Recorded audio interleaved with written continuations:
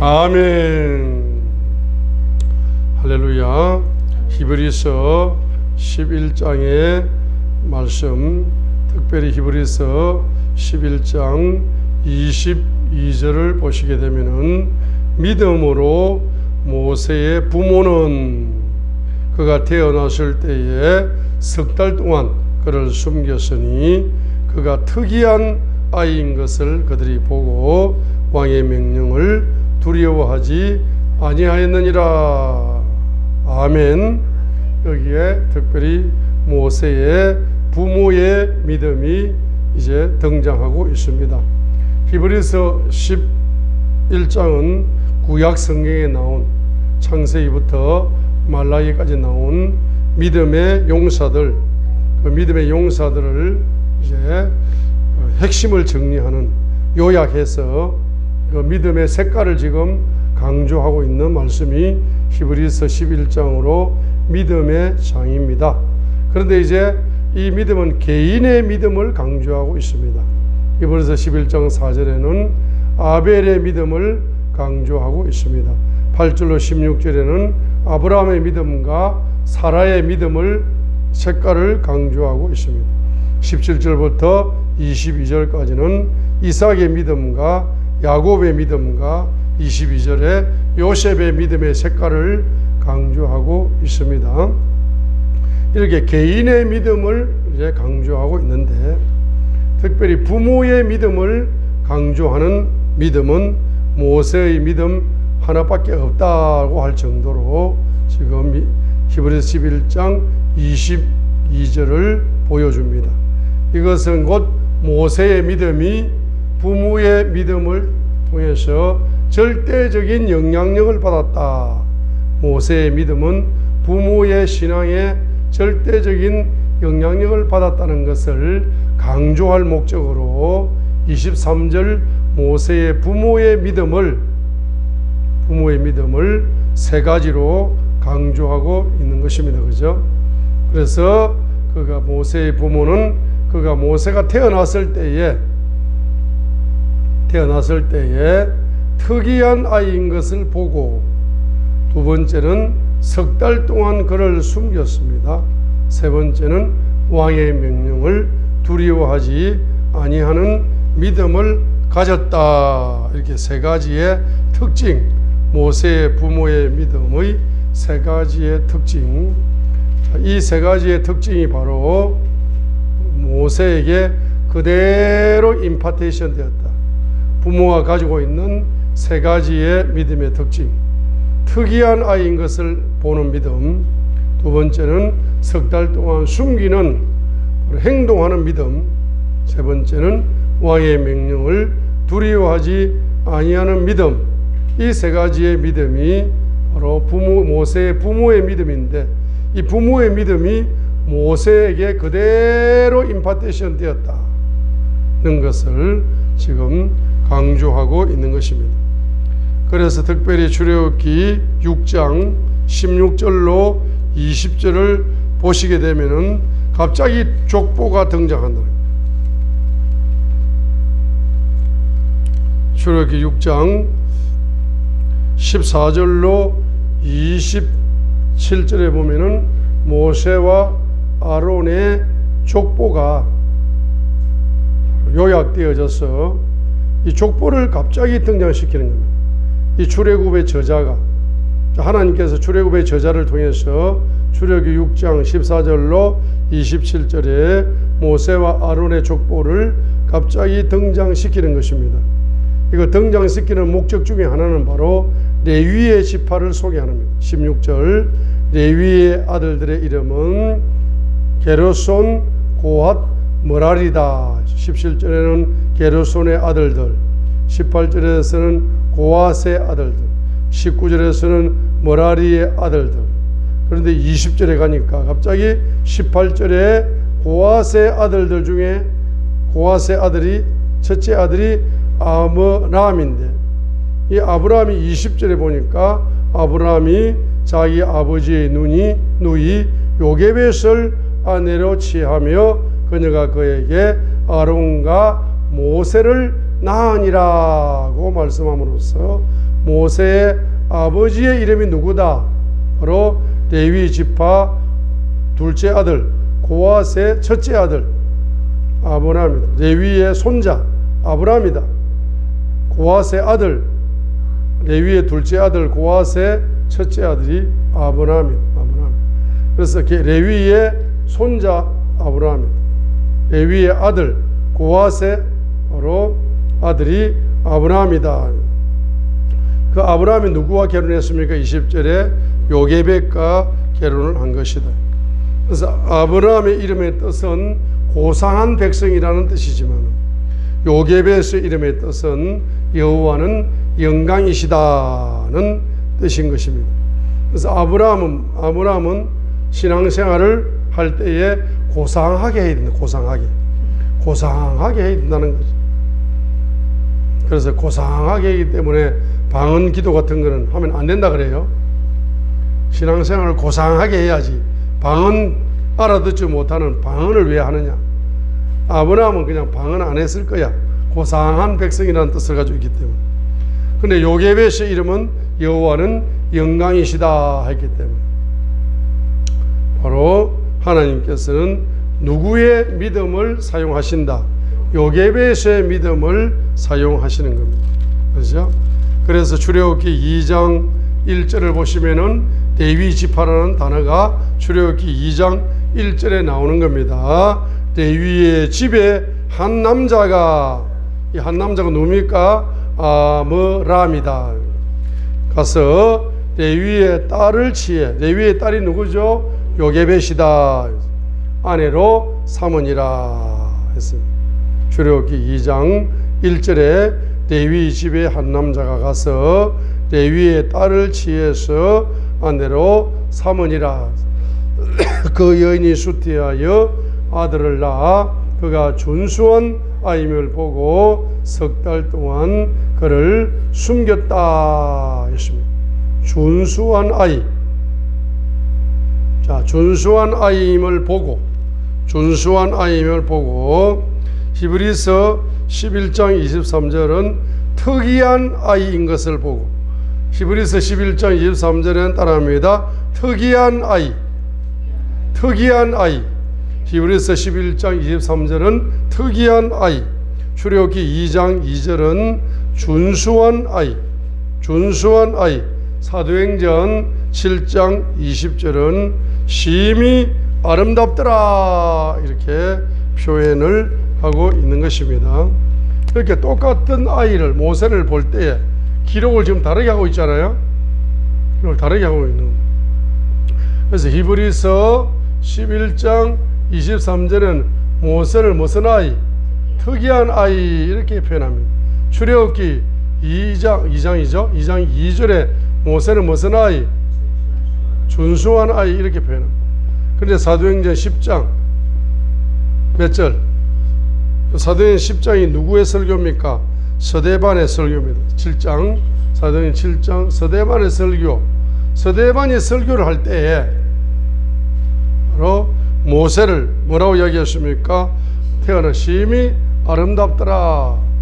아름답다 이렇게 표현했어요. 자, 히브리서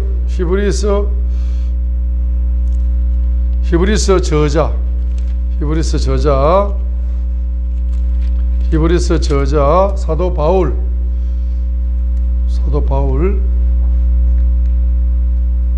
히브리서 저자 사도 바울은 모세를 특이하다. 히브리서 저자 출애굽기 저자 모세는 출애굽을 기록할 때 준수하더라. 자, 그 다음에 서대반 집사님이 설교하실 때는 바로 아름답더라. 이렇게 세 가지, 한 사람을 보고 모세라는 아이를 보고 이 세 가지로 이렇게 표현을 한다는 것은 이 표현이 다른 거잖아. 표현법이 다른 거죠. 이렇게 표현법이 다르다는 것은 히브리서 11장 23절을 다시 보시겠습니다. 히브리서 11장 23절 다시 보겠습니다. 믿음으로 모세의 부모는 그가 태어났을 때에 석 달 동안 그를 숨겼으니 그가 특이한 아이인 것을 그들이 보고 왕의 명령을 두려워하지 아니하므로 석 달 동안 숨겼다. 그 아이가 특이한 아이인 것을 보고 석 달 동안 숨겼다. 왕의 명령을 두려워하지 않고 석 달 동안 그를 숨겼다. 특이한 아이라고 자기가 낳은 아이지만은 특이하게 보인 거예요. 그러니까 특이하게 보였다는 것은 어떤 뜻입니까? 출애굽기 1장 마지막 단락을 보게 되면은 마지막 단락에 바로 왕이 명령을 내립니다. 이스라엘 민족 중에서 여자가 태어나거든 살리고 남자가 태어나거든 나일강에 던지라 라고 지금 왕이 명령을 내렸습니다. 출애굽기 1장 22절에. 그렇죠. 태어나자마자 사내 아이는 나일강에 던져 죽여야 되는 것이 왕의 명령입니다. 근데 석 달 동안 숨겼다. 왕의 명령을 두려워하지 않고 석 달 동안 숨겼다는 것은 이 요게벳이 모세를 잉태했을 때에 자기 이름의 뜻이 뭡니까? 여호와는 영광이시다는 뜻이 누굽니까? 요게벳의 이름의 뜻입니다. 그래서 요게벳은 자기의 이름을 적용시켜 가지고 하나님 아기를 잉태했습니다. 이 아기가 만약 계집 아이면은 살 것이지만은 사내 아이라면은 죽을 겁니다. 이 사내 아이를 잉태했다면은 이 아기가 주님께 영광스러운 삶을 살아갈 수 있도록 제발 나일강에 던져지지 않고 살려주십시오 라고 10개월 동안 뭐 했다? 자녀를 위해서 10개월 동안 중보 기도를 한 것입니다. 모태 교육 중에 최고의 교육은 뭡니까? 중보 기도다. 임신한 아기를 놓고 10개월간 중보 기도하는 것이 최고의 바로 자녀 양육법이 되는 겁니다. 10개월 동안 하나님의 영광을 위하여 살아가는 영광의 주역이 되게 해주세요. 사내 아이거든 제발 살려주세요. 이렇게 뭘 하고 있는 것입니까? 그가 중보 기도에 집중을 했다는 겁니다. 그러니까 요게벳 엄마가 기도를 하니까 아빠는 기도를 합니까? 안 합니까? 아빠도 기도를 안 할 수가 없는 거야. 그래서 계속 기도를 하다 보니까 이제 자기 자녀 모세가 태어나게 될 때에 바로 영의 눈이 열린 겁니다. 하나님의 관점으로 자기 자녀를 바라볼 수 있는, 하나님의 관점으로 바라볼 수 있는 믿음이 열린 겁니다. 하나님의 관점으로 바라볼 수 있는 믿음이 열린 거예요. 믿음으로 하나님의 관점으로 모세를 바라보게 될 때에 그 모세는 어떤 사람이었다? 준수한 사람이었다. 앞으로 하나님의 영광을 위하여 사용될 수밖에 없는 그와 같은 준수한 사람이다. 이 암울한 시대에, 이 노예 시대에 사내 아이가 태어나면 나일강에 다 죽을 수밖에 없는 이와 같은 고통의 시대에 이와 같은 바로왕의 명령이 너무나 고통을 주는, 괴로움을 주는 이와 같은 시대에 바로 하나님의 영광을 드러내기 위해서 쓰임받을 수밖에 없는 자녀가 바로 하나님의 영광을 드러낼 수 있는 자녀는 바로 이 자녀다. 이 자녀를 어쨌든 살려야 된다 하고 뭐 하고 있는 겁니까? 석 달 동안 이제 숨길 수밖에 없었다는 겁니다. 자, 그래서 하나님의 관점으로 자녀를 위하여 중보기도를 많이 하다 보니 하나님의 관점으로 자녀가 이제 해석되어지는 역사가 일어나고 있는 것입니다. 할렐루야. 그래서 이 모세 부모의 믿음은 어떤 믿음입니까? 하나님의 관점의 믿음입니다. 자, 우리 창세기 45장 4절과 8절을 보시게 되면은 요셉이 하나님의 관점으로 자기 인생을 해석을 다 했습니다. 창세기 45장 4절과 8절에 하나님의 관점으로 해석을 하고 있습니다. 그죠? 그래서 4절과 8절에 요셉이 자기 형제들에게 이르되 청하건대 내게로 가까이 오소서 하니 그들이 가까이 가며 그가 이르되 나는 당신들의 동생 요셉이니 곧 당신들이 이집트의 판자입니다. 그런즉 이제 당신들이 나를 이곳에 팔았다고 해서 근심하거나 당신들 스스로에게 노하지 마소서. 하나님께서 생명을 보존하시려고 나를 당신들 앞서 보내셨나이다. 또 이 땅에 2년 동안 기근이 있었으나 아직 5년이 남아있어 그때 밭을 갈지도 못하고 수확하지도 못하리이다. 하나님께서 큰 구출로 당신들의 생명을 구원하시고 당신들을 위해 후손을 땅에 보존하시려고 나를 당신들보다 앞서 보내셨나니 그런즉 이제 나를 여기로 보낸 자는 당신들이 아니요 하나님이십니다. 그분께서 나를 바로에게 아버지가 되게 하시고 그의 온 집에 주가 되게 하셨으며 또 이집트 땅에 온 땅에 지리자가 되게 하셨나이다. 자기의 직분이 8절에 보니까 그분께서 나를 바로의 첫 번째는 아버지가 되게 하시고 두 번째는 바로의 온 애굽의 주인이 되게 하시고 세 번째는 애굽 온 땅의 통치자가 되게 하셨나이다 하니까 이 세 가지의 지도자의 기름 부음이 창세기 45장 8절에서 요셉은 결론적으로 하나님의 관점으로 살았더니 세 가지의 지도자의 기름이 부어지는 역사가 일어났습니다. 하나님의 관점으로 그의 인생을 해석하게 되니까 자기를 죽이려고 했던 형제들, 자기를 노예로 팔았던 형제들을 뭐 할 수 있습니까? 용서할 수가 있어요. 용서할 수 있습니다. 여러분이 하나님의 관점으로 여러분의 인생을 해석하시게 되면은 용서하지 아니할 사람이 한 명도 없다는 겁니다. 심지어는 구덩이에 빠뜨려 죽이려 했던 사람, 심지어는 유혹했던 사람, 심지어는 노예로 팔아먹어서 마음에 상처를 줬던 사람, 오해를 주고 고통을 주고 괴로움을 주고 원수처럼 나를 대접해서 내 마음에 큰 상처를 줄 수밖에 없던 그 사람들을 하나님의 관점으로 해석을 하게 되니까 바로 용서하는 역사가 일어났습니다. 할렐루야. 따라합니다. 용서해야 하늘 문이 열린다. 용서는 하늘 문을 여는 열쇠가 되는 겁니다. 하나님의 관점으로 해석을 하니까 용서가 되고 용서하게 되니까 어떻게 됩니까? 주님께서 용서하는 자에게는 삼중 지도자의 기름을 부어주셔요. 그래서 바로에게 아버지가 되게 하시고 따라합니다. 대통령의 아버지가 되게 하시고 대통령의 머리가 된다는 이야기입니다. 대통령은 머리가 시키는 대로 다 한다는 이야기입니다. 머리가 기도하는 방향으로 다 그냥 쳐다본다는 거예요. 기도하는 방향으로 그 머리는 쳐다봅니다. 그렇죠? 그래서 여러분은 바로의 아버지가 되는 지도자의 기름 부음을 받으시기 바랍니다. 그 다음에 온 집의 주인이 되는 축복, 애굽의 주인이 되는 축복, 애굽의 주인이 되는 축복, 애굽의 주인이 되는 축복, 할렐루야. 애굽의 주인이 되는 축복을 받으시기 바랍니다. 이 세상의 이 세상 애굽입니다. 애굽의 노예가 아니라 애굽의 주인이 되는 축복의 기름 부음을 받으시기 바랍니다. 세 번째는 이집트 온 땅의 지휘자가 되었다 했습니다.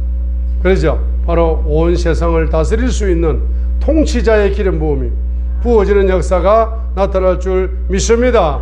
그 세 가지의 뭡니까? 기름 부음이 부어졌다는 것은 요셉이 창세기 37장 5절과 9절에서 요셉이 꿈을 꾸게 될 때 요셉은 그 꿈의 관점으로 자기 인생을 다 바라보았습니다. 꿈의 관점이 바로 하나님의 관점입니다. 구덩이에 빠졌을 때에도 노예로 팔려갈 때에도 노예 생활할 적에도 그가 유혹을 거절할 적에도 그는 하나님의 관점으로 유혹을 거절하고 있다는 사실입니다. 여러분 창세기 40장 6절로 창세기 39장입니까? 39장 9절을 보세요. 하나님의 관점으로 지금 유혹을 거절하고 있습니다. 유혹을 받아들이지 않습니다. 유혹에 넘어가지 않습니다. 왜? 하나님의 관점으로 그는 바라보기 때문입니다. 창세기 39장 3절 이 집에는 나보다 더 큰 자가 없으며 주인이 당신 외에는 아무것도 내게 금하지 아니하였으니 이는 당신이 그의 아내이기 때문이라. 그런지 내가 어찌 이 큰 악을 행하여 하나님께 죄를 지으리까? 이렇게 지금 하나님의 관점으로 유혹을 거절하는 요셉의 믿음을 볼 수가 있습니다. 창세기 40장에 감옥 생활을 할 적에도 하나님의 관점으로 감옥 생활을 했습니다. 창세기 41장 16절에 바로 왕의 꿈을 해석할 적에도 하나님의 관점으로 꿈을 해석하고, 창세기 41장 32절로 36절에도 하나님의 관점으로 해석된 꿈을 적용하는 것도 하나님의 관점으로 32절로 36절에서 적용해 나가고 있다는 사실인 것입니다. 그러죠. 그래서 이제 창세기 41장에 누가 꿈을 꾸었습니까? 요셉이 꿈을 꾼 거. 바로 왕이 꿈을 꾸었습니다. 누가 풀어먹습니까? 요셉이 풀어먹습니다. 그런데 그 바로 왕의 꿈 속에는 미래의 경제가 숨어 있었어요. 그 미래의 경제를 꿈을 꾸었지만은 바로 왕은 풀어먹지 못합니다. 대한민국의 정치 지도자나 경제 지도자들이 꿈속에 미래 경제를 이야기합니다. 꿈 같은 미래 경제를 이야기합니다. 그러나 그들은 그 실제를 바로 이룰 수가 없는 사람들입니다. 그 사람들은 말만 하는 사람들이에요. 말만 하는 사람들. 따라합니다. 정치 지도자, 경제 지도자, 꿈 같은 경제 공약을 입으로만 말하고 실제는 아무것도 없는 사람들. 실제는 아무것도 없는 사람들이. 그러죠. 그런데 요셉은 뭡니까? 이 기름 부음을 받은 겁니다. 선지자의 기름 부음을 받은 겁니다. 이 기름 부음을 받게 되니까, 자, 손을 드시기 바랍니다. 기름 부음이 흘러온다. 기름 부음이 흘러온다. 내 손에 흘러온다. 내 마음에 흘러온다. 내 영에 흘러온다. 자, 손을 내리시기 바랍니다. 기름 부음이 여러분의 영에 흘러와. 기름 부음이 여러분의 영에 흘러오게 되면 바로 그 꿈이 말입니다. 칼라 색깔처럼 살아 움직이는 꿈이 되어지는 거예요. 레마 꿈이 돼. 레마 꿈.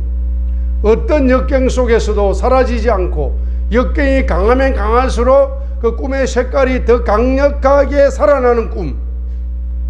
그게 바로 기름 부음을 통해서 기름 부음이 여러분의 영에 흘러오게 되면, 기름 부음이 여러분의 영에 흘러오게 되면 역경을 먹으면 먹을수록 그 꿈은 더 강해지는 거예요.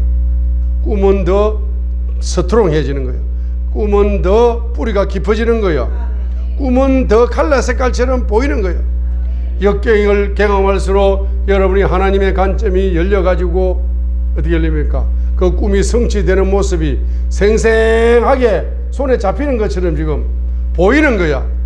어떤 사람은 역경을 만나면 만날수록 꿈은 온데간데 없이 사라져버리고, 꿈은 쓰레기통에 던져져 버리고, 꿈을 잃어버리고 바로 그 역경에 파묻혀가지고 인생을 다시 회복되지 못하고 다시 재기하지 못하고 그냥 무덤으로 사라지는 사람들이 얼마나 많습니까? 신앙생활 하면서도 재기하지 못하고 사라지는 사람 많습니다.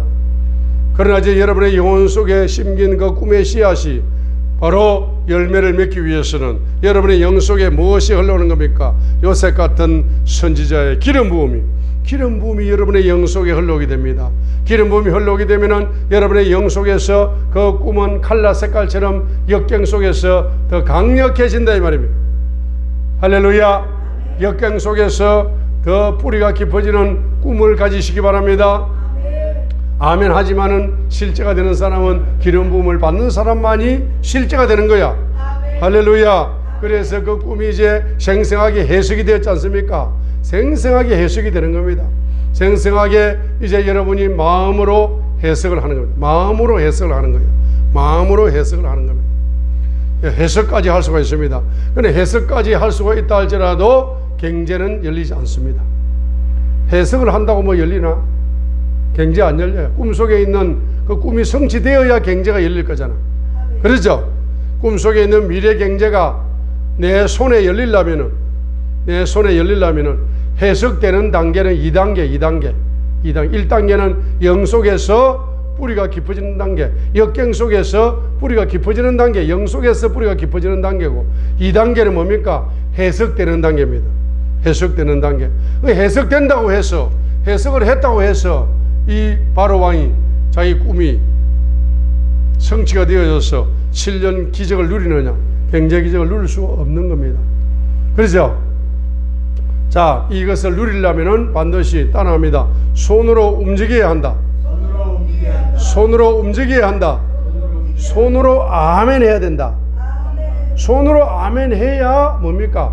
꿈 보따리 속에 있는 미래 경제가 실제 경제가 되어 가지고 하나님의 큰 손이 실제 경제를 만들어 가지고 여러분의 빈손에 공급해 주시는 겁니다.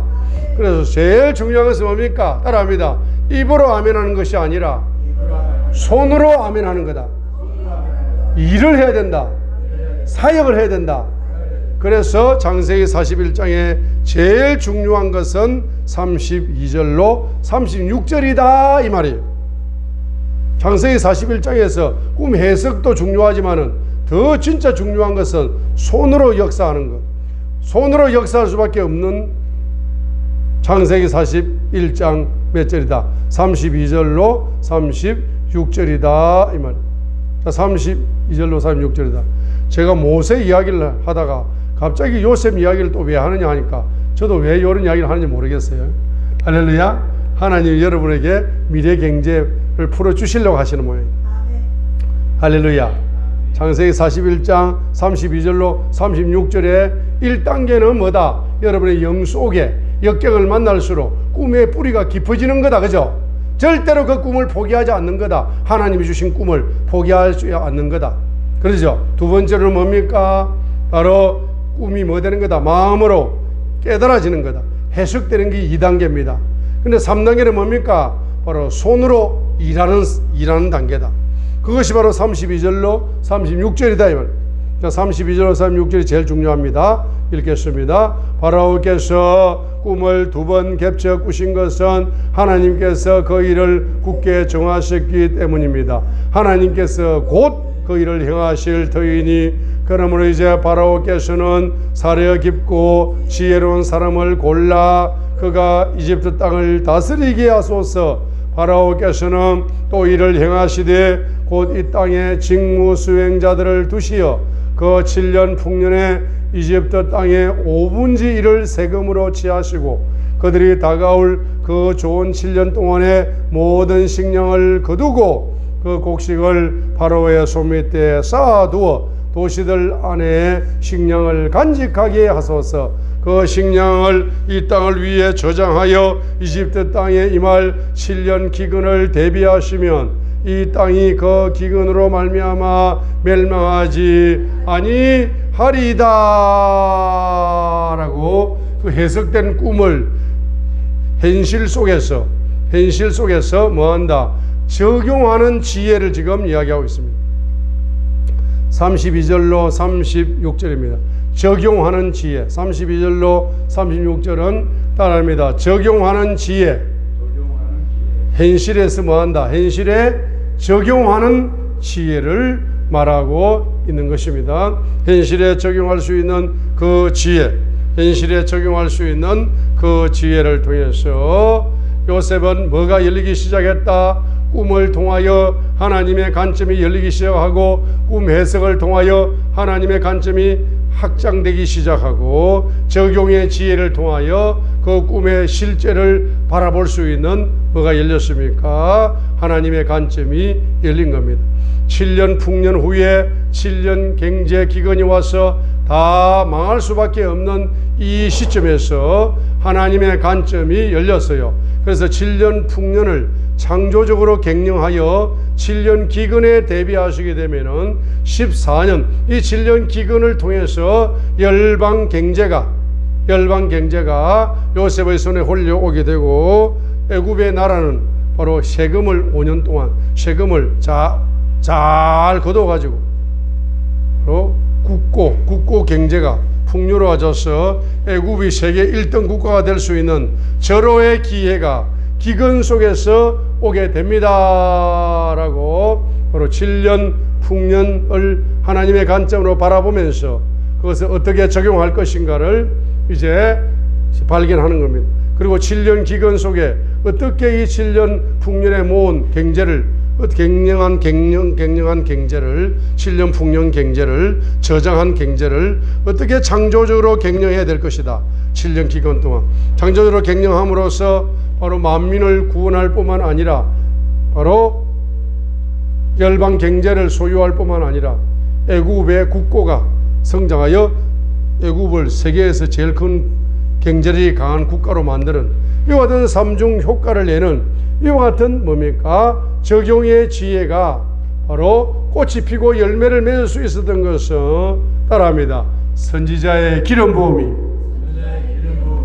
이것을 가능하게 만들었다. 할렐루야. 그래서 하나님의 관점을 확장시켜 주는 것은 바로 뭐다? 기름 부음이다 이 말이에요. 기름 부음. 이 기름 부음이 계속 증가되면 증가될수록, 그래서 이 기름 부음이 증가되지 못하도록 마귀가 창세기 39장에 보디발의 아내를 통해 가지고, 마귀가 말입니다. 보디발의 아내를 통해 가지고 죄를 짓게 만들어서 그 기름 부음을 끊어버리려고 했던 거예요. 그런데 이제 그 기름 부음을 하나님의 관점으로 그 죄의 유혹을 물리침으로 말미암아서 기름 부음이 더 상승되는 기회로 만들어버리는 역사가 나타나고 있는 것입니다. 할렐루야. 우리 출애굽기 3장 14절을 보시기 바랍니다. 주님은 어떤 주님이시냐? 스스로 계신 주님이시다. I am that I am이다. 이것이 출애굽기 3장 14절이 요한복음의 바로 7대 존재 계시를 열어주는 열쇠가 출애굽기 3장 14절이잖아. 그죠? 출애굽기 3장 14절 읽겠습니다. 하나님께서 모세에게 이르시되 나는 곧 스스로 있는 자니라. 너는 이스라엘 자손을 이같이 말하기를 스스로 계신 이께서 나를 너에게 보내셨느니라 하라 했어요. I am that I am.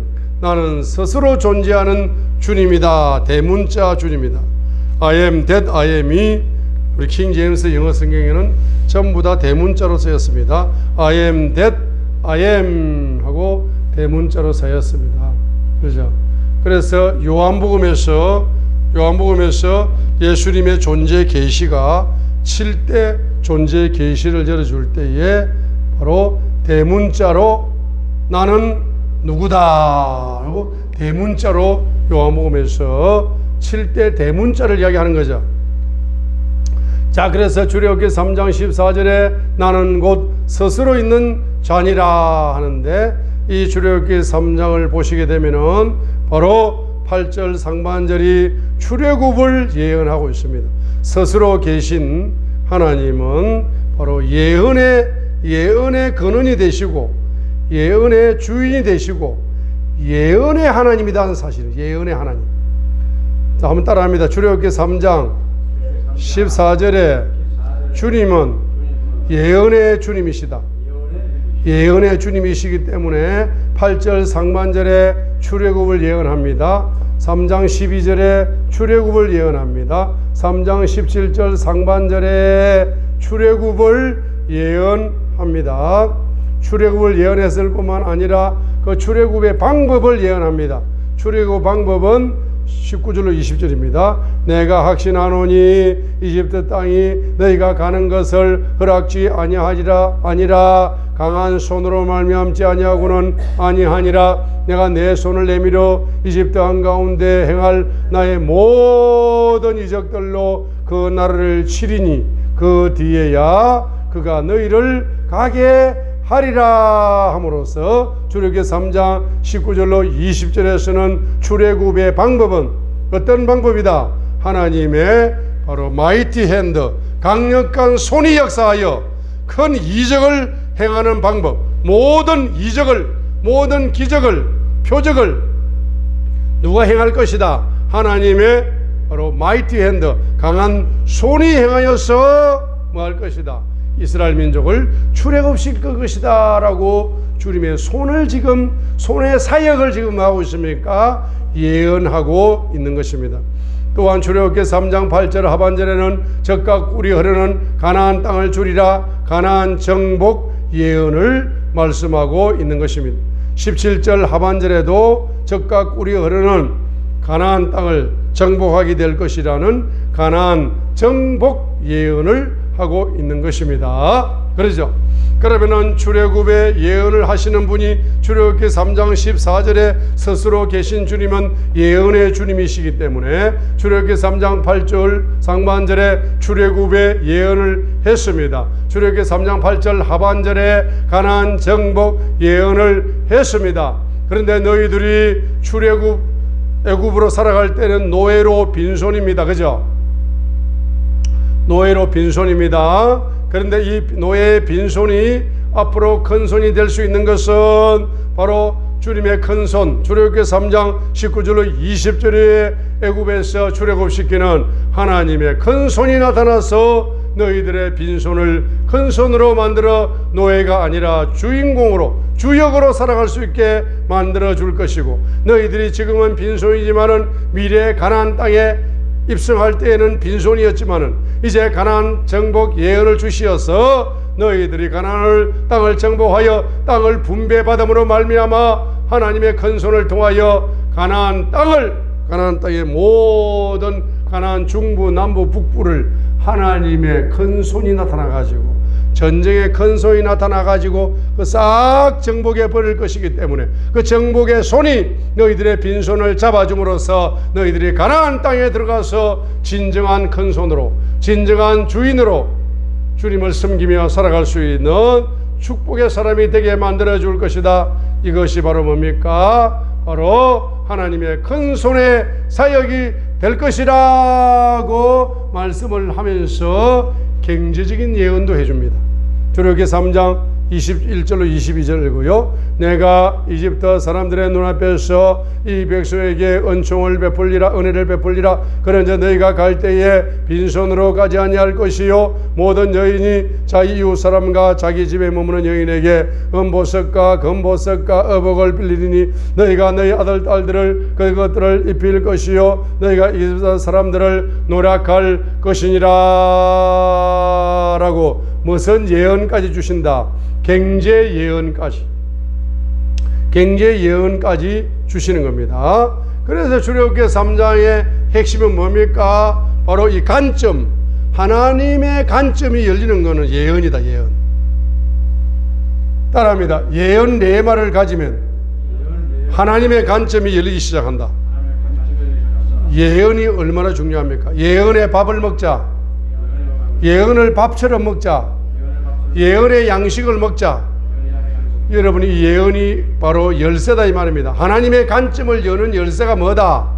예언이다. 예언이다. 요걸 보여주고 있는 겁니다. 하나님의 뭘 열어준다? 하나님의 뭘 열어준다? 하나님의 관점을 열어주는 열쇠가 뭐다? 예언이 열쇠다. 예언이 열쇠다. 그런 걸 보여주고 있습니다. 그래서 앞으로 빈손이 앞으로 큰 손으로 쓰임 받으시려면은 어떤 손이 임재하셔야 된다? 하나님의 손이 여러분의 빈손에 역사하여 사역을 해주셔야만이 경제가 열린다는 걸 아시기 바랍니다. 그래, 여러분의 손에 뭐가 열렸다? 여러분의 손에 작은 경제가 열려도 하나님의 손이 내 손에 임재했구나, 감사합니다, 기뻐합니다, 이렇게 하셔야 돼. 사람들은 고정관념이 강하기 때문에 하나님이 돈을 1억을 주시고 10억을 주시고 100억을 주시고 큰 경제를 주셔야 하나님의 손이 내 손에 임하여 감사합니다, 나는 큰 경제가 열릴 때만 감사하고 뭐한다? 기뻐하고 이렇게 하겠습니다, 이렇게 이야기하지만은 따라합니다. 작은 경제가 열려도 따라합니다.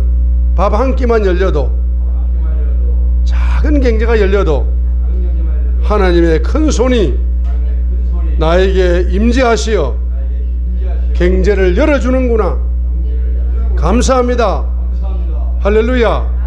여러분이 작은 경제에도 하나님의 큰 손이 열어주셨다고 믿음으로 감사하면서 하나님의 관점으로 바라보면서 하나님께 감사하고 기뻐하며 영광을 올려드려야만이 하나님께서 뭡니까? 큰 경제도 열어주시고 큰 경제가 열릴 때 비로소 여러분들 하나님이 경제를 열어주셨다라고 온전한 찬양과 기쁨과 감사를 온전히 올려드려 주님께 영광을 돌릴 수 있게 될 줄 믿습니다. 할렐루야. 그래서 제가 저번에 분명히 이야기했습니다. 따라합니다. 100회 프로젝트. 100회 프로젝트. 100회 프로젝트가 성경 두 구절을 가지고 100회 프로젝트를 만들었다 했죠. 또 다 까먹으셨나? 여러분들은 망각의 은사가 너무 심한 것 같아. 아니 100회를 열어주는데도 눈알 깜짝 안 하는 여러분, 아니 100회를 열어주는데 두 구절을 가지고 100회를 열어주는 프로젝트를, 경제 프로젝트를 엊그제 우리가 했잖아. 했어 안 했어요? 이번에 말입니다. 저기에 푸틴하고 김정은이 하고 악수하는 바람에 지금 한반도가 위기에 빠졌다라고 쫄아가지고 부자들이 지금 해외로 다 도피를 하고 있지만, 돈이 워낙 많아가지고 해외로 다 도피를 하고 있는 부자들이, 전 세계 해외 도피, 부자 해외 도피 4등이 대한민국입니다. 저기에 저 뭡니까, 시베리아의 북극 곰하고 저 북한에 뭡니까, 오랑우탄하고 손을 잡았다 하니까, 아니 북극 곰하고 오랑우탄하고 짐승끼리 손을 잡으면은 여러분이 두려워해야 돼. 그거 총을 쏴버리면 한 번에 죽겠네 하고 이렇게 해야 돼. 할렐루야. 아니 오랑우탄은 북극 시베리아의 그 뭡니까, 북극 곰하고 북한의 오랑우탄하고 손을 잡으니까 놀래가지고 돈보따리 싸질고 부자라는 사람들이 다 해외로 도피를 하고 있잖아. 근데 우리는 그렇지 않습니까? 총알 한 방으로 끝낼 수 있겠네, 둘이 악수할 때 한 번 쏘면 그냥 심장을 뚫어버리겠네, 이렇게 생각하잖아. 아이 그렇게 하게 되니까 말입니다, 이제 중보기도를 하게 되니까 그들이 숨통이 이제 조여 올 거야. 그래가지고 오늘 뭐 가짜 뉴스인지 진짜 뉴스인지 모르겠지만 유튜브에 또 어떤 사람이 유튜브를 올렸더라고. 뭐라고 올렸냐 하니까 연해주를 다스리는 연해주 지사가 말입니다, 극구 반대했다는 거야. 푸틴의 오른팔 같은 연해주의 지사가 극구 반대했어요. 뭘 반대했습니까? 푸틴 각하, 지금 북한하고 손잡을 게 아니고 남한하고 손을 잡아야 되지. 북한하고 손을 잡으면 북한에 무기 좀 받으려고 뭐 기술 이전해주고 무기 조금 받는다고 해서 전쟁에 조금은 도움이 되겠지만, 북한 무기 그거 가져오봤자 기술 이전해준 거 우리 훨씬 손해봅니다. 기술 이전해준 건 대대로 쓰임받을 가치가 있지만, 북한 무기 가지고 봤자 80%는 다 뭐 쏘다가 그냥 고장 나버리는 거 아닙니까? 그거 뭐 그걸 그 쓰레기 같은 거 가져와서 뭘 하려고 그 가서 기술 이전까지 해줍니까? 그리고 두 번째는 경제적으로 보세요. 북한이 경제를 도와줄 수 있겠어요? 앞으로 남한하고 손을 잡고 친구를 삼아야 남한의 기술도 가져오고 경제가 융성해지는 거지. 우리 지금 연해주가 지금 한국에서 7개 스마트 시티를 지금 지어준다 해가지고 1개 지금 짓고 있잖아. 7개만 지어지면 지금 우리가 경제가 돌아가가지고 연해주가 지금 부자 도시가 되는데, 지금 우크라이나하고 전쟁한다고 다 멈춰가지고 지금 굶어 죽게 생겼어요. 제발 북한에 가지 말라고 싹싹 빌었잖아. 오른팔, 푸틴의 오른팔이 빌었는데도 푸틴이 그냥 고집이 세가지고 그냥 가서 악수를 해버리니까 연해주 지사가 뭐라고 이야기합니까? 이제 나는 러시아에서 손잡고 일 안 할란다. 한국을 갖다 바쳐버릴란다. 연해주를 다 갖다 바쳐버려야 되겠다. 한국하고 악수를 해버려야 되겠다. 나는 너희들은 뭐야, 뭐 연방해라. 나는 연방하기 싫다. 난 죽더라도 그냥 푸틴하고는 손 못 잡겠다 하고 큰 소리를 지금 치고 있다고 그럽니다. 할렐루야. 제가 왜 이런 이야기를 하느냐 하게 되면, 따라요. 짐승이 손을 잡았다고 돈 싸질머지고 해외로 도피하지 말고 중보기도 하여 두 마리의 짐승의 숨통을 끊자. 숨통이 지워 가도록 제가 아침에 기도를 하는데, 중보기도 하면은 저 두 마리가 숨통이 지인다, 이런 영감이 오는 거야. 그래서 숨통이 어디가 숨통이냐 하니까 후두부터 혓바까지 숨을 쉬는 왔다 갔다 하는 거기가 숨통이래. 그 숨통을 끊어버리면은 죽는 거고, 숨통이 살아나면은 살아나는 거야. 존재하느냐 망하느냐의 바로 원천이 숨통에 있다는 거예요. 그런데 신기하기도 따라합니다. 우리가 중보기도 하면 두 마리의 짐승이 숨통이 재어온다. 여러분 중보기도 하시길 바랍니다. 하나님의 관점이 열리는 거예요. 하나님의 관점. 푸틴하고 김정은이 손잡은 것이 아니라 하나님의 관점으로, 시편 49편의 관점으로 두 마리의 짐승이 손을 잡는 거다 이 말이야. 관점이 열리면은. 그래서 바로 모세 아빠 이름이 누구라고요? 아므람과 요게벳, 엄마 요게벳이 이제 10개월 동안 계속 모세를 위하여 기도하고 10개월 후에 딱 태어났을 보니까 이 애가 뭡니까? 특이한 아이야. 이 애가 뭡니까? 준수한 아이야. 이 애가 뭡니까? 아름다운 아이야. 이 말은 다른 말로 말하면은 이제 10개월 동안 중보기도, 자녀를 위하여 중보기도 했더니 자녀를 바라보는 하나님의 관점이 딱 열려가지고 내 자녀는 미래에 이런 지도자로 쓰임받을 자녀다라는 그 관점이 열렸다는 표현법이 세 가지 표현법이다 이 말입니다. 할렐루야. 그래서 이 부모의 믿음은 히브리서 11장 23절을 다시 봅니다. 히브리서 11장 23절을 지금 제가 설명을 하고 있습니다. 히브리서 11장 23절에 바로 히브리서 11장에서는 4절에서는 아벨의 믿음, 8절로 16절에서는 아브라함의 믿음, 사라의 믿음, 17절로 22절에서는 아브라함의 믿음, 이삭의 믿음, 야곱의 믿음, 요셉의 믿음, 족장의 믿음, 이런 믿음들이 전부 다 개인적인 믿음을 강조했지만은 모세의 개인적인 믿음을 강조하면서 모세는 부모의 믿음이 모세에게 임파테이션 되었다. 그래서 부모의 믿음을 강조하는 게 모세의 믿음이 23절입니다. 그죠? 다시 읽습니다. 믿음으로 모세의 부모는 줄을 끊었어요. 그럼 모세의 부모를 강조하는 건 히브리서 11장에 한 구절밖에 없어요.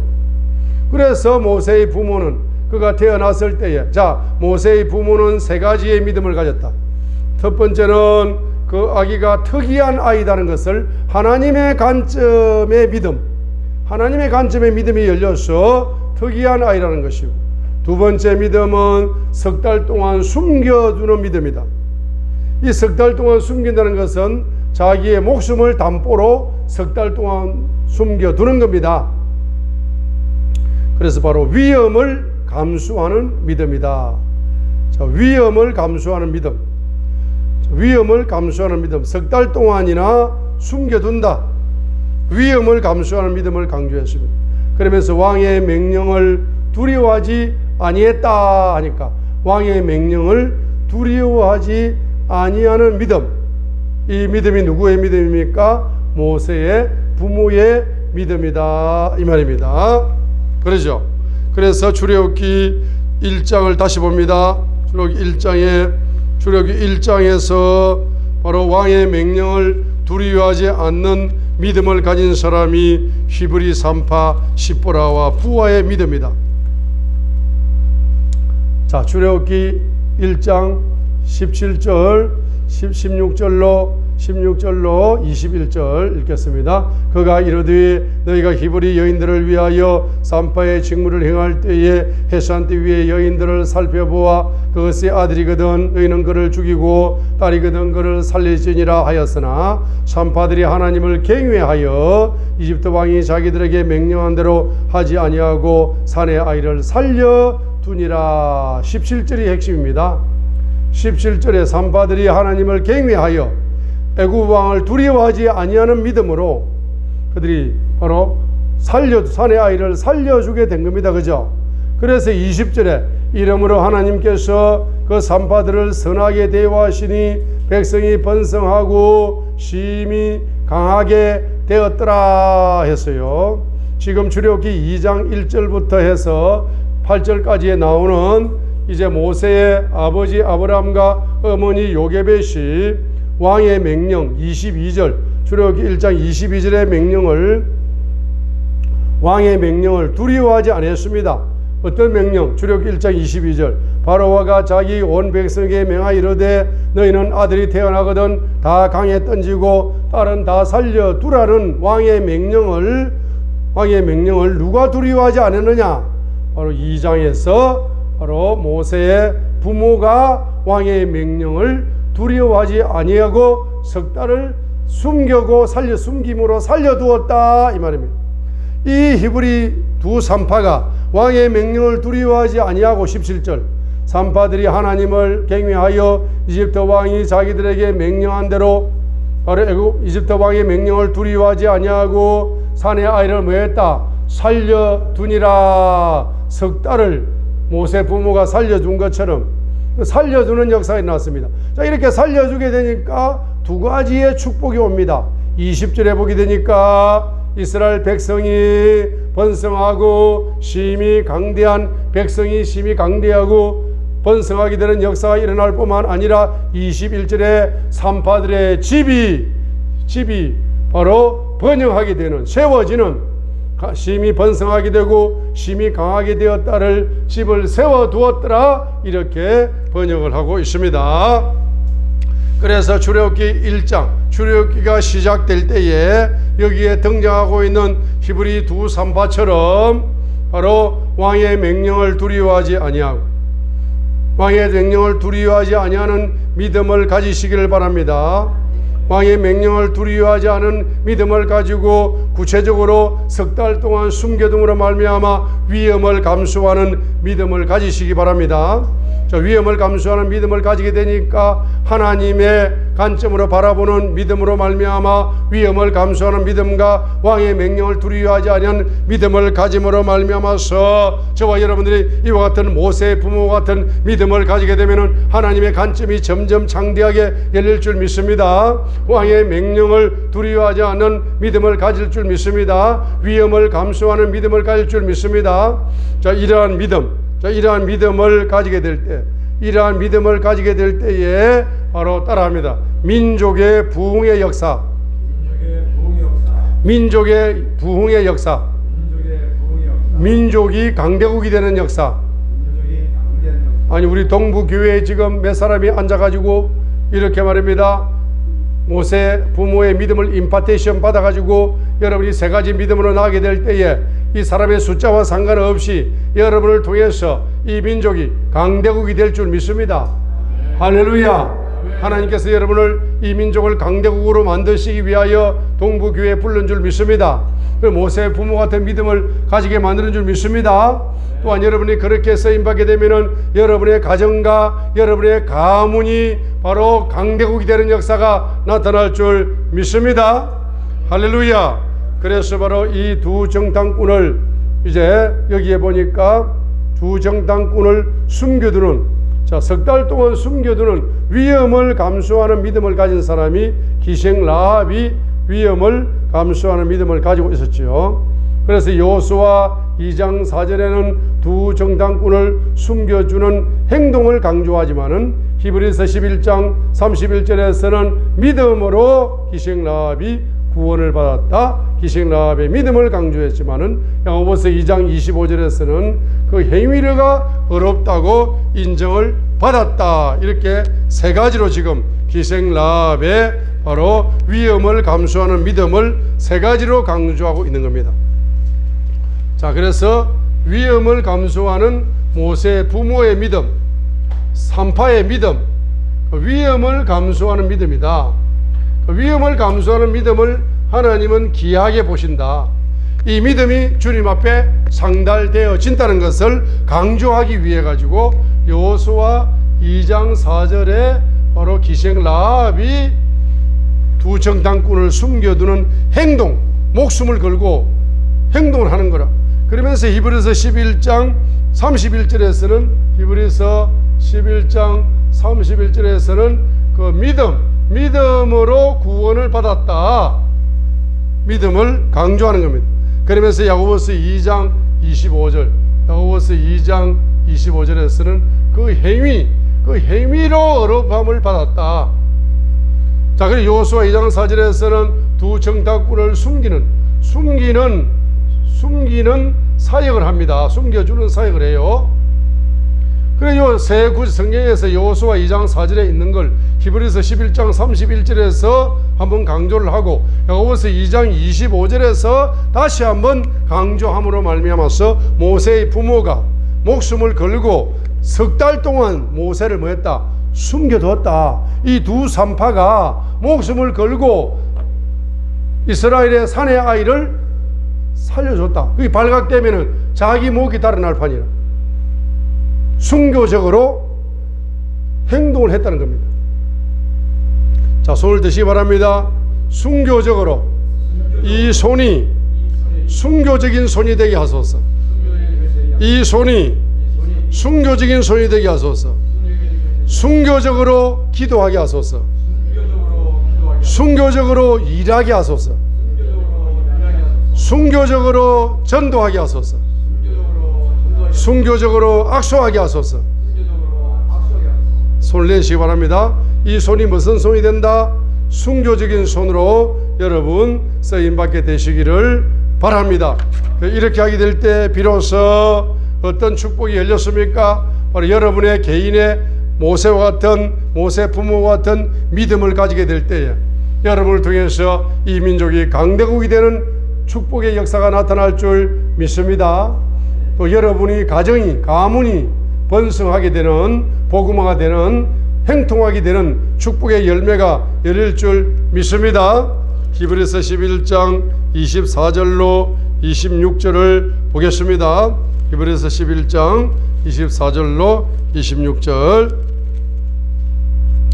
24절 봅니다. 믿음으로 모세는, 앞부분에 23절에 모세의 부모의 믿음이 누구에게 임파테이션 되었다? 모세에게 임파테이션 되었습니다. 그래서 모세는 몇 가지의 믿음이 부어졌다. 바로 하나님의 관점으로 믿는 믿음, 위험을 감수하는 믿음. 세 번째 믿음이 뭡니까? 세 번째 믿음, 왕의 명령을 두려워하지 않는 믿음. 이 세 가지 믿음이 모세 부모의 믿음이요. 히브리 11장 23절에. 그런데 여기에 히브리서 11장 23절에 모세의 부모의 믿음을 강조하는 이유가 뭡니까?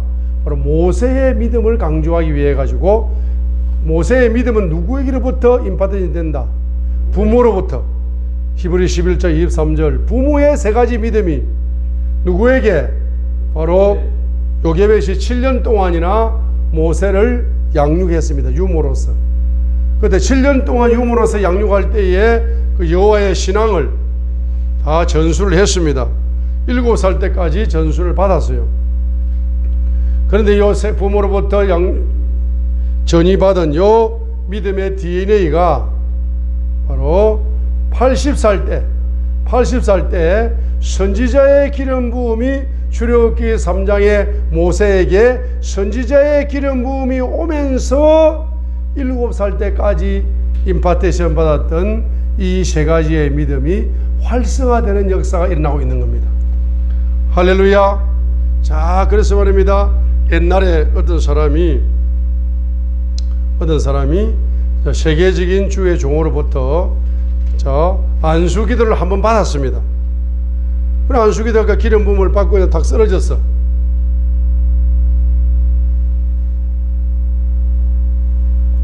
그런데 임파테이션 되었다. 저 목사님의 병 고치는 은사가, 예언의 은사가, 또 어떤 특이한 은사가, 꿈꾸는 은사가, 꿈을 해석하는 은사가, 뭐 환상을 보는 은사, 이런 것들이 말입니다. 그냥 손으로 안수 한 번에 임파테이션이 되었다, 확실히 받았다, 이렇게 믿습니다 라고 기름 부음이 충만할 때는 믿었어. 그러죠? 근데 세월이 흐른 후에 하나님의 때가 되어가지고 하나님의 기름 부음이 강하게 부어지면서 뭡니까?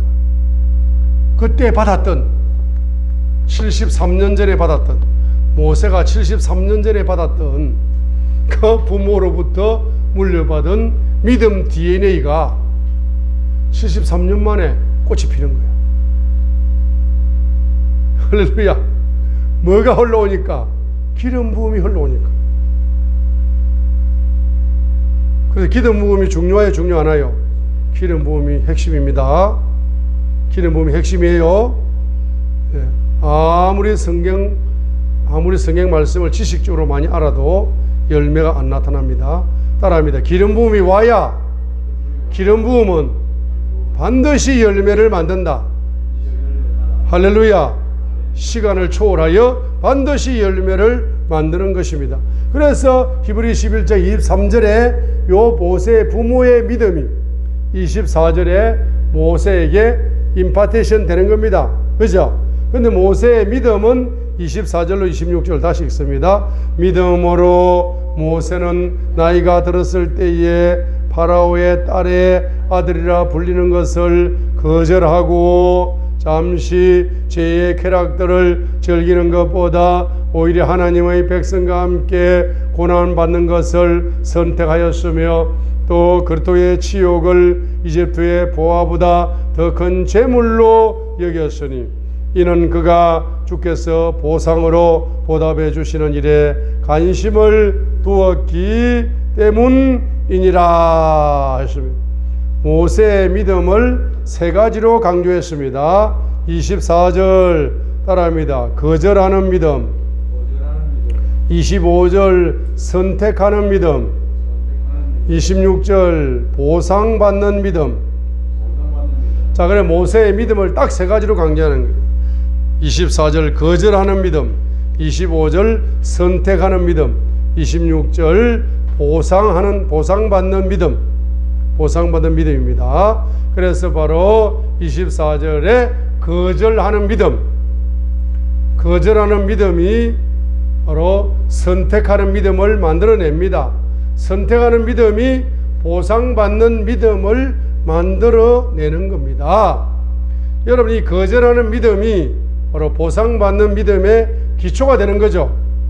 그래서 뭘 믿는다는 겁니까? 보상을 믿는다. 보상을 믿는다.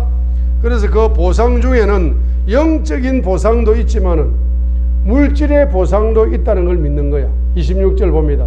또 그리스도의 치욕을 이집트의 보화보다 더 큰 재물로 여겼으니, 이 재물이라는 말을 집어넣습니다. 왜 영적인 것에다가 물질을 집어넣느냐 이 말이야. 자, 26절 다시 봐요. 또 그리스도의 치욕을 이집트의 보화보다 더 큰 재물로 여겼으니 이는 그가 주께서 보상으로 보답해 주시는 일에 관심을 두었기 때문이니라. 자, 26절을 다른 말로 말하면 이런 이야기입니다. 하나님께서 하나님의 사명을 맡기십니다.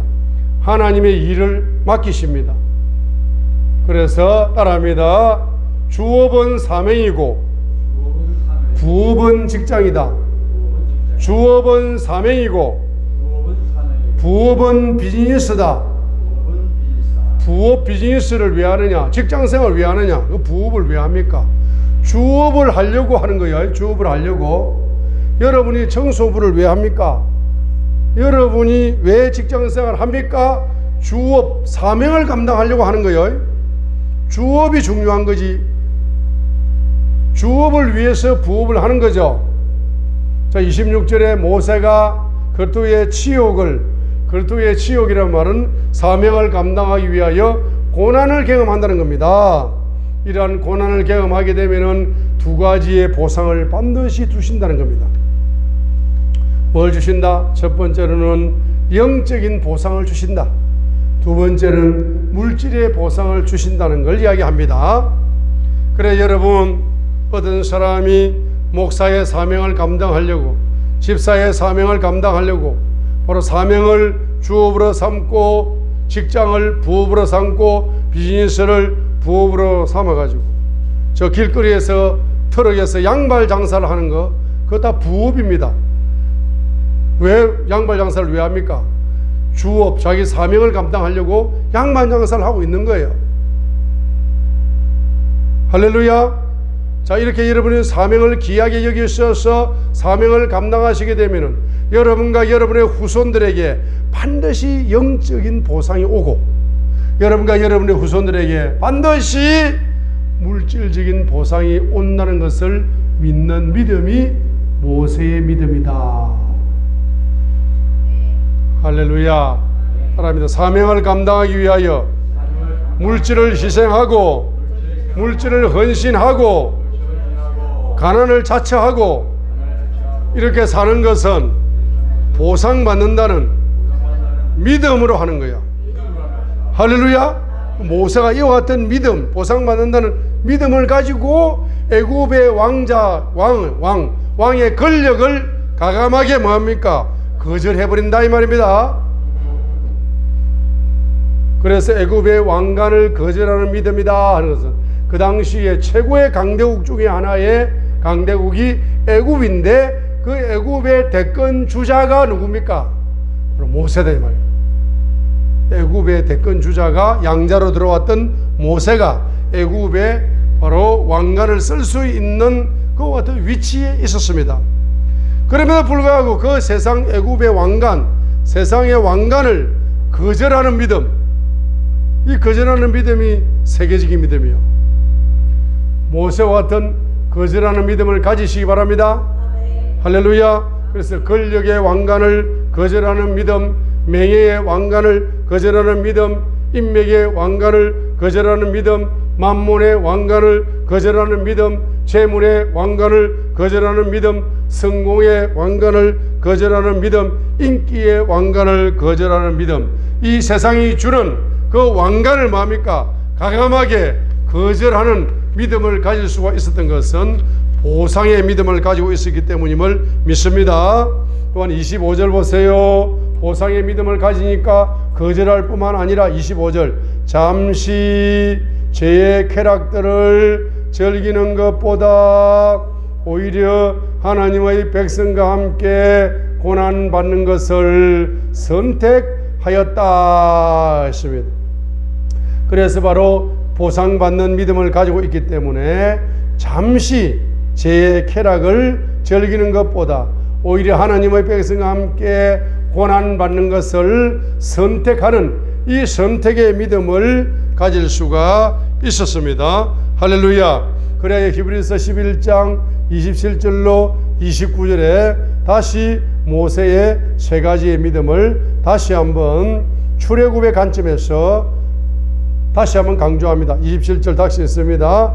믿음으로 그는 왕의 진노를 두려워하지 아니하고 이집트를 버렸으니 이는 그는 보이지 아니하시는 분을 보는 것 같이 하면서 견디어 냈느니라. 다시 읽습니다. 믿음으로 그는 왕의 진노를 두려워하지 아니하고 애굽을 버렸으니 그는 보이지 아니하시는 분을 보는 것 같이 하면서 견디어 냈느니라 했습니다. 따라합니다. 80세에 기름 부음이 오니까 부모의 믿음이 꽃이 핀다. 부모에게 받았던 믿음이 꽃이 피어가지고 부모가 바로 왕의 명령을 두려워하지 아니하고 석 달을 섬겨준 것처럼 모세가 80세의 모세가 뭡니까? 바로 왕의 진노를 뭐하지 않는다. 두려워하지 않는 믿음을 가졌습니다. 기름 부음이 오니까 애굽을 버렸다는 것은 애굽과 분리된다 이 말입니다. 세상과 분리된다는 겁니다. 따라합니다. 기름 부음이 오면은 왕의 진노를 두려워하지 않는다. 기름 부음이 오면은 애굽을 버린다. 애굽을 버린다는 것은 세상과 분리된다는 겁니다. 기름 부음이 오게 되면은 애굽과 분리된다. 세상과 점점점 기름 부음을 받으면 받을수록 세상과 점점 분리된다는 겁니다. 세상과 분리된다는 것은 뭡니까? 이 세상 신과 분리된다는 거예요. 이 세상 신이 누굽니까? 만몬신이잖아. 만몬신. 이집트를 버렸다, 애굽을 버렸다는 것은 두 가지 의미가 있습니다. 첫 번째는 세상과 분리된다. 두 번째는 뭡니까? 만몬신과 분리된다 이 말입니다. 기름 부음이 오면은 만몬신과 분리되는 역사가 나타날 줄 믿습니다. 기름 부음이 오니까 보이지 아니하시는 하나님을 보는 것 같이 하면서, 자, 보이지 아니하는 하나님이 보인다 이 말입니다. 자, 따라합니다. 기름 부음이 오면은 보이지 아니하는 예수님이 보인다. 기름 부음이 오면은 만나지 못한 예수님을 만나게 된다. 그리고 보이지 아니하는 분을 만난다. 보인다. 보이는 것 같이 보인다. 기름 부음이 오면은 바로 주님을 따라합니다. 보고 만난다. 보고 믿는다. 주님을 보는 역사가 나타날 줄 믿습니다. 견디어 냈느니라. 기름 부음이 오면은 인내하는 믿음을 가질 줄 믿습니다. 기름 부음이 믿음을 인내하는 믿음으로 여러분의 믿음을 인내하게 만들어버리는 기적의 역사가 나타나게 되는 겁니다. 28절 믿음을 통해 그는 유월절과 피 뿌리는 것을 지켰다 했습니다. 모세는 바로 믿음을 통해서 유월절을 지켰습니다. 피 뿌리는 것을 지켰습니다. 모세의 믿음입니다. 히브리서 11장 28절에 모세는 믿음을 통해 유월절과 피 뿌리는 것을 바로 뭐합니까? 지켰다 그랬습니다. 마태복음 26장 1절과 2절을 한번 보겠습니다.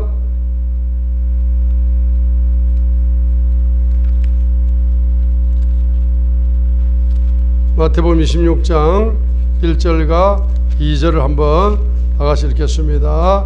예수님께서 이 모든 말씀들을 마치시고 자기 제자들에게 이르시되 너희가 아는 대로 이틀이 지나면 유월절이라 사람의 아들이 배반을 당해 십자가에 못 박히리라. 자, 이틀 후에, 이틀이 지나면 유월절인데 유월절 날 사람의 아들이 배반을 당해 십자가에 못 박히리라고 말씀하고 있습니다. 자, 그래서 이틀 후에 한밤중에 체포가 되었습니다. 유월절 양 잡는 날 체포가 되었습니다. 금요일 날에 예수님을 십자가상에서 처형하였습니다. 그래서 고린도전서 5장 7절 하반절을 우리 다 외우겠습니다.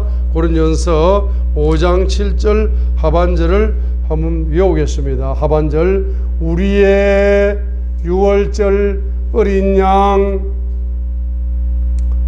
고린도전서 6절 하반절을 외워요. 우리의 유월절 어린 양이 누굽니까? 그리스도이십니다. 그리스도께서 우리를 위하여 희생물이 되셨습니다. 몇 절? 고린도전서 5장 7절 하반절입니다. 그죠? 우리의 유월절 어린 양이 누굽니까? 그리스도이십니다. 우리의 유월절 어린 양이 누구세요? 그리스도이십니다. 유월절 어린 양이 누구세요? 그리스도이십니다. 그분께서 우리를 위하여 뭐가 되었다? 희생물이 되셨습니다. 우리 출애굽기 12장 5절과 7절을 보겠습니다. 출애굽기 12장 5절과 7절. 출애굽기 12장 5절을 봅니다. 5절. 출애굽기 12장 5절. 너희의 어린 양은 흠이 없고 1년 된 수컷으로 하라. 7절. 그들은 피를 취하여 그것을 먹을 집에 양옆기둥과 위에 문기둥에 뿌리라 했어요. 그래서 바로 양옆에 문기둥에 유월절의 어린 양, 유월절 양을 한 마리 잡아가지고 수컷을 잡아가지고 흠이 없는 1년 된 수컷을 5절에 잡아가지고 그 피를 문인방과 문지방에 뿌려라 라고 말씀을 하고 있습니다. 그죠? 어린 양의 피를 뿌려라. 13절 그 피가 너희가 거하는 지위에 있어 너희를 위해 표가 되게 할지니라. 내가 그 피를 볼 때에 너희를 유월 넘어가리니 내가 이집트 땅을 칠 때에 그 재앙이 너희 위에 임하여 너희를 멸하지 아니하리라. 출애굽기 12장 13절이 유월절의 어린 양의 피가 애굽 왕을 쳤지만은 애굽 왕의 장자로부터 쫙 짐승의 장자까지 다 치는 역사가 일어났습니다. 그죠? 그러나 문지방에 피를 바른 그 이집트 사람들에게는 넘어가는 유월하는 역사가 일어났습니다. 29절 읽겠습니다. 한밤중에 주께서 이집트 땅에 처음 난 모든 것, 즉 장자의 안전, 파라오의 처음 난 자로부터 감옥에 갇힌 자의 처음 난 자까지 치시고 또 가축의 처음 난 모든 것을 치시며 그 밤에 파라오와 그의 모든 신하들과 모든 이집트 사람들이 일어나고 이집트에 큰 부러지점이 있었으니 이는 그곳에서 사람이 죽지 않은 집이 하나도 없었기 때문이니라 했습니다. 23절 읽어요. 주께서 두루 지나가시며 이집트 사람들을 치실 때에 문의 임방과 양옆 기둥에 피를 보시며 주께서 그 문을 넘어가신다. 유월절 유월하는 역사가 나타난 줄 믿습니다. 요한복음 1장 29절을 보시겠어요? 요한복음 1장 29절 다음날 요한복음 1장 29절 다음날 요한이 예수님께서 자기에게 오시는 것을 보고 이르되 세상 죄를 짊어지는이 아니고 take away the sin of the world, 세상 죄를 제거하시는 behold the Lamb of God, 하나님의 어린 양을 보라. 세상 죄를 take away, 제거하시는 하나님의 어린 양이 누굽니까? 예수님이시다 이 말입니다. 그래서 예수님은 고린도전서 5장 7절 하반절에 있는 것처럼 유월절 어린 양이다.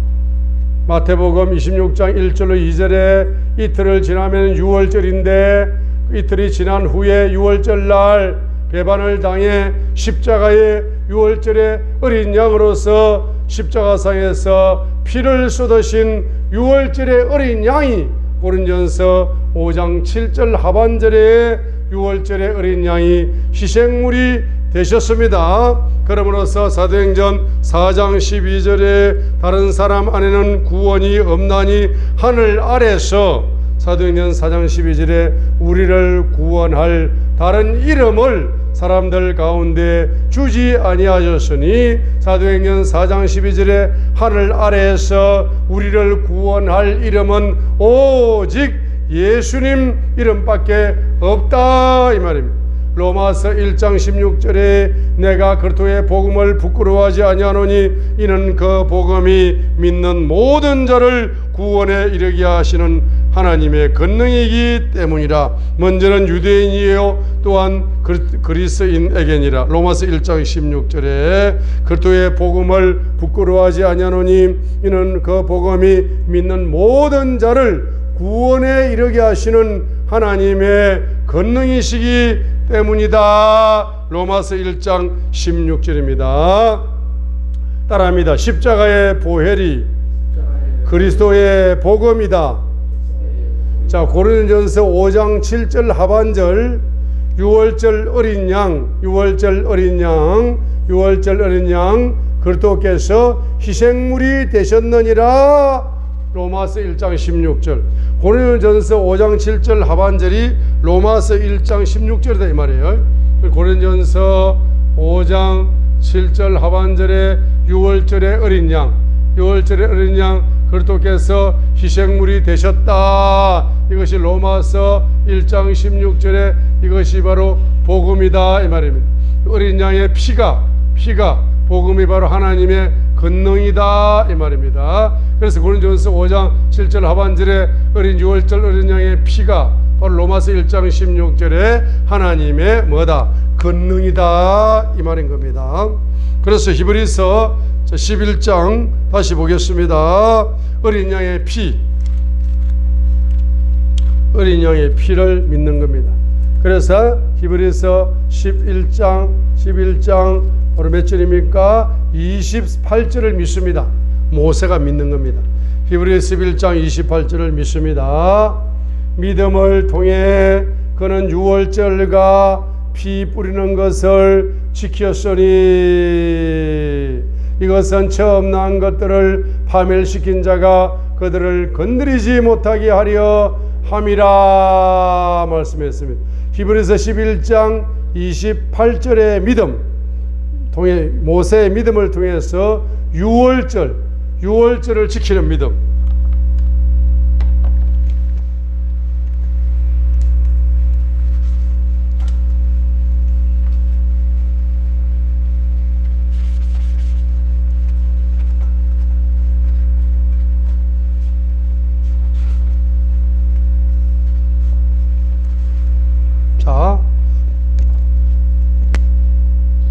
그래서 모세의 믿음을 보시면은 모세의 믿음은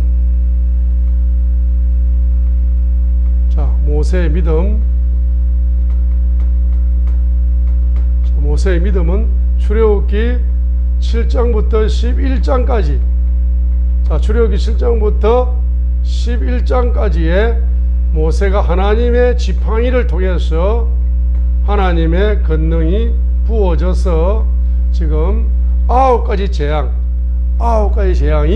하나님의 지팡이를 통해서 하나님의 권능이 부어진다.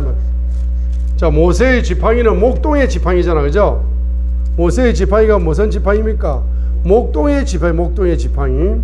자, 목동의 지팡이인데 이 목동의 지팡이를 하나님께서는 바로 하나님의 지팡이를 가졌다. 하나님의 지팡이라는 단어를 쓰고 있습니다. 그죠? 하나님의 지팡이를 가졌다. 하나님의 지팡이. 그래서 이 하나님의 지팡이를 통해서 하나님의 권능이 모세의 믿음을 통해서 하나님의 권능이 부어지는 겁니다. 그런데 출애굽기 12장에 통해 6월절의 어린 양의 피, 보혈. 자, 고린도전서 5장 7절 하반절을 적용하면은 보혈을 통해서, 보혈을 믿는 믿음입니다. 자, 보혈을 믿는 믿음을 통해서 하나님의 이제 권능이, 하나님의 권능이 새롭게 시작되는 거예요. 새롭게 열리는 거야. 보혈을 통해서 하나님의 권능이 새롭게 열리는 것입니다. 이제 보혈을 통해서 하나님의 권능이 새롭게 열리기 시작하는 겁니다. 출애굽기 12장을 통해서 고린도전서 5장 7절 하반절, 로마서 1장 16절 어린 양의 피를 통해서 6월절에 어린 양의 피를 통해서 새롭게 하나님의 권능이 이제 지팡이를 통해서 열렸던, 하나님이 직접적으로 열어주셨던 하나님의 지팡이를 통해서 열렸던 그 하나님의 권능과 비교할 수 없는 이제 새로운 차원의 뭐가 열린다. 새로운 차원의 권능이, 자, 새로운 차원의 권능이 이제 6월절의 어린 양의 피를 통해서 열리게 되어지는 것입니다. 자, 그러므로 저와 여러분들은 하나님이 열어주시는 권능의 차원이 계속 뭡니까? 새로운 권능의 차원으로 여러분이 열려야 되겠죠. 새로운 차원으로 열려야 됩니다. 새로운 차원으로 열리는 거. 그래서 뭐죠? 바로 권능. 이 권능의 차원이 계속적으로 새로워지는 거. 이 새로워지는 것을 바로 따라합니다. 기적사역이다. 그래서 히브리서 11장에서 여러분들은 결론적으로 말하면 기적사역자가 되어야 된다는 것을 모세의 믿음을 통하여 여러분이 임파테이션 해주고 있는 것이다. 히브리서 11장 29절은, 자, 히브리서 11장 29절은 홍해의 기적, 지금 홍해의 기적을 믿음으로 지금 예를 들은 거거든. 홍해의 기적을 예를 들은 것 뿐입니다. 그래서 히브리서 11장 29절 보세요. 모세의 믿음의 핵심은 바로 기적을 일으키는 사역이다. 기적 사역이다라고 보여줘요. 그래서 29절에 믿음으로 그들은 홍해를 마른 땅을 건너듯 건넜다 했어요. 그럼 29절에 믿음으로 그들은 홍해를 마른 땅을 건너듯 건넜으나 이집트 사람들은 그것을 시도하다가 물에 빠져 죽었다라고 말씀하고 있거든요. 그래서 따라합니다. 보혈은 권능의 기초다. 자, 이제 보혈을 통해서 권능의 기초가 열리면서 뭡니까? 성령의 기름 부음의 역사. 자, 이 기름 부음의 역사를 통해서 권능이 활성화되어지는 것을 다른 말로 무슨 사역이다? 기적사역이다. 이렇게 말하는 겁니다. 그래서 이제 모세가 홍해를 건너고 나서 강야 40년의 사역은 이 꼴은 무슨 사역이다? 기적사역이라. 강야 40년의 사역은 기적사역이라. 그럼 모세가 80살에 부름받아가지고 120살에 죽었으니까 40년 동안 모세가 쓰임받은 거야. 그러면 강야 사역이 40년이라면 이 꼴은 사역 전체가 무슨 사역이다? 기적사역인 거라. 요한복음에 예수님 보세요.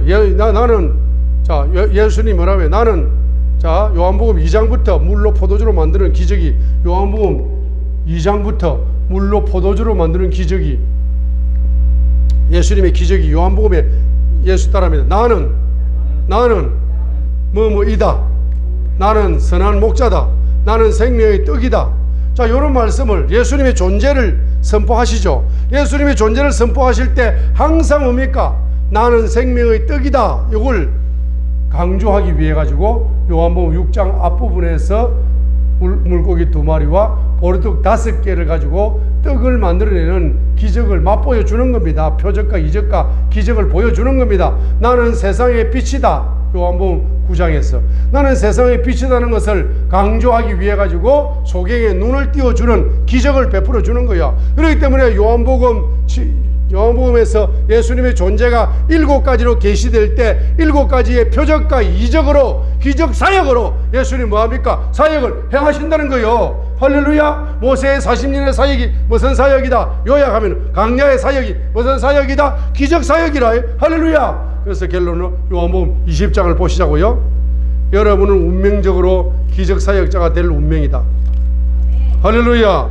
요한복음 20장 30절로 31절에 보세요. 요한복음 21장 30절 진실로 예수님께서 자기 제자들 앞에서 이 책에 기록되지 않은 다른 표적들도 많이 뭐했다? 행하셨으나. 표적을 얼마나 많이 행하시는지 알 수가 없습니다. 25절 보세요. 25절. 자, 21장 25절 보세요. 창세기 21장 마침표를 보시라고요. 예수님께서 행하신 다른 일들도 다른 표적들도 많으므로 기적들도 많으므로 만일 그것들을 낱낱이 기록한다면 심지어 이 세상이라도 기록된 책들을 담지 못할 줄로 나는 생각하노라. 25절. 예수님께서 행하신 다른 일들도 많으므로 따라합니다. 말씀 한마디에 100만 가지 이적을 행하신다. 말씀 한마디를 네 믿음대로 기적이 일어난다. 예수님은 한마디 하셨는데 당신 믿음대로 당신 인생에 100가지 기적이 일어날 수도 있고, 레마의 말씀을 한마디를 믿었는데 그 한마디 레마의 말씀을 통하여 당신 인생에 100가지 기적이 일어날 수도 있고 1000가지 기적이 일어날 수도 있고 10,000가지 기적이 일어날 수 있고, 따라하세요. 내 믿음대로 기적이 일어난다. 할렐루야. 그래서 오죽하면 이런 말씀을 주셔. 요한복음 14장 12절 같은 예언을 주시잖아. 요 예언으로 하나님의 관점으로 믿는 믿음이 개발되시기를 바랍니다. 요한복음 14장 12절 같은 믿음을 주시잖아. 진실로 내가 너희에게 이르노니 나를 믿는 자는 내가 하는 그 일들을 할 것이고 또 이것들보다 큰 일도 하리니 하니까, 예수님이 사복음서에서 행했던 이러한 표적과 이적과 기적과 비교할 수 없을 정도의 놀라우신 사역과 이적이 바로 믿는 자, 네 믿음대로 요한복음 14장 12절이다 이 말입니다. 따라합니다. 내 인생에 어마어마한 기적이 열리고 있다. 단지 눈이 안 열려서 내 관점으로 해석을 하니까 기적이 없는 거다. 똑같은 사건을, 똑같은 일을, 똑같은 환경을, 똑같은 행편을 하나님의 관점으로 바라보면은 기적이 보인다. 기적이 열린다. 기적을 누린다. 할렐루야. 그래서 여러분 지금 여러분 눈에 할렐루야 합심을 한번 기도하겠습니다. 주여.